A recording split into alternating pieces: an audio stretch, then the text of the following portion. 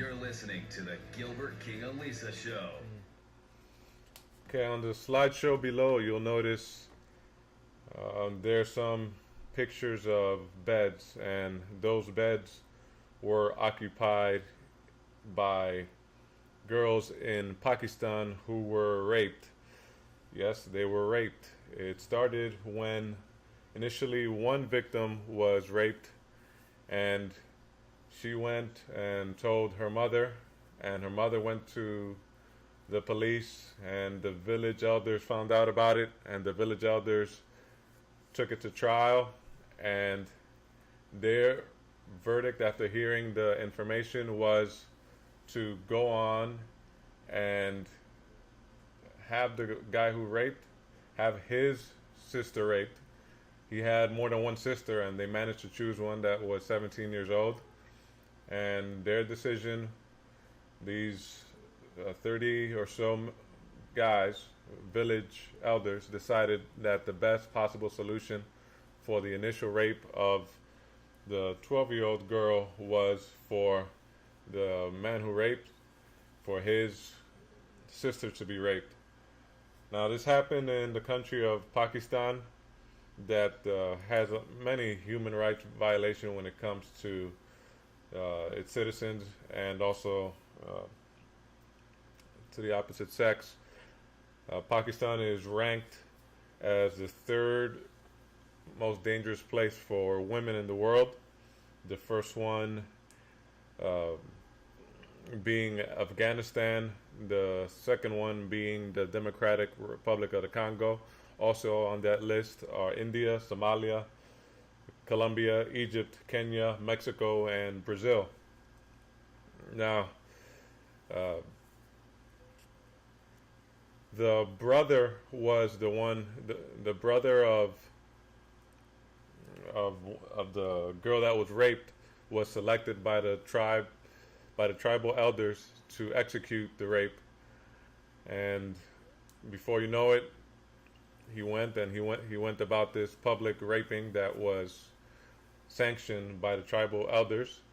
And once it was over, the Pakistani police, he had two groups, two mothers, two families going to them complaining about a rape that had occurred, two rapes in less than 2 days.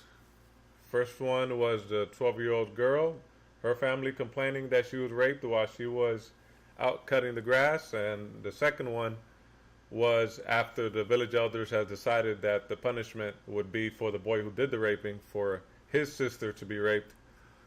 And yeah, so they, after doing some investigating, they found out that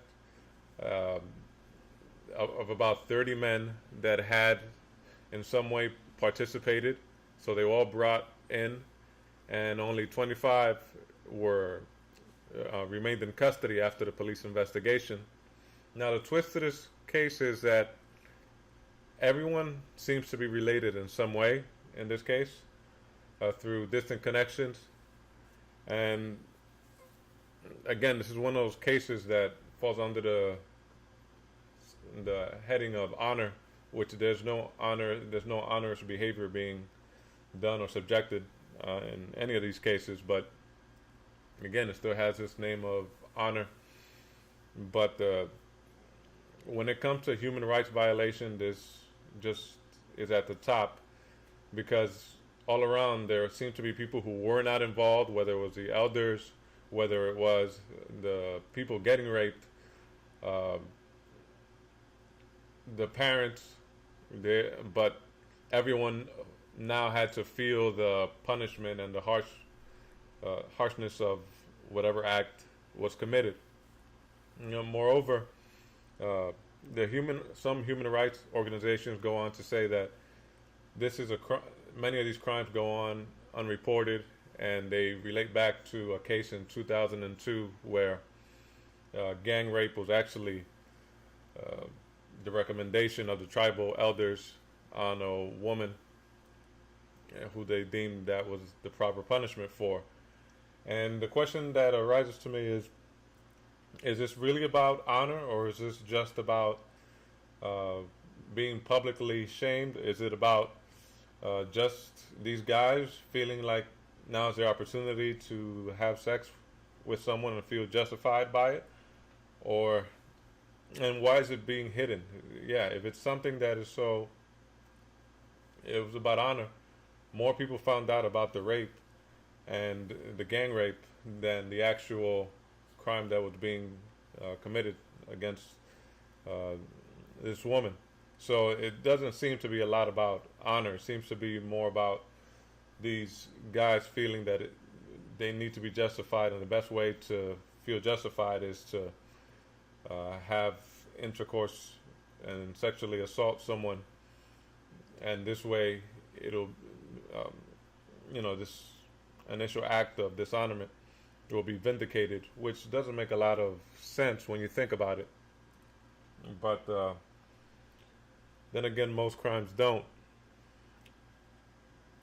So the second victim's family, of course, they didn't agree with the verdict that their daughter, one of their daughters, should be raped, and they actually tried to stop it once they saw this huge group of people coming at them for their punishment. But these people had guns, and they couldn't do anything about it unless they wanted to end their own lives, and they chose not to end their own life. And so the rape was honored. And of course, Pakistan is one of these countries that, again, in 2015 saw 1,100 rapes a year, and last year they saw 1,000, and that seems to be the average. But that's the number that is counted when it comes to revenge rape. And there's a center that opened up to take cases of revenge rape and rape against its own citizens. But this center opened in March, and since March, they received more than 98 calls of rape. So this it seems to be an epidemic that is growing, and or it just has always been part of the culture, and it's just been hidden just because people have been silent, because people have been forced into silence, because people have decided that it's better to stay silent than to risk your life and be ostracized by a community that, on face value, seems to be trying to keep things in order, but they have a lot of dirty little secrets that, if they ever came to light, many people will be prosecuted, or perhaps the biggest fear would be that nothing would happen except for their own embarrassment. And usually when someone is trying to get you to do something and have other people not find out about it, is because they know it's not right. If you can't talk about something publicly, especially something as this, it's something because inside you know it's not right, but you're trying to keep some kind of order. You're trying to keep the appearance of being divine, the appearance of being clean, the appearance of being someone to look up to, where others can look at you and have a sense of respectability. But this is something that the police have to know, because I'm sure it's been reported, even if it's 98 cases. This is something that if it's 98, then it's 200. If 200, it's 1,000. So they're talking about the males in this particular case can get the maximum extent of punishment that is allowed them by the law, and they can even get the death penalty. But it's going to be curious if they actually receive it, whether there's a public outcry for it or against it.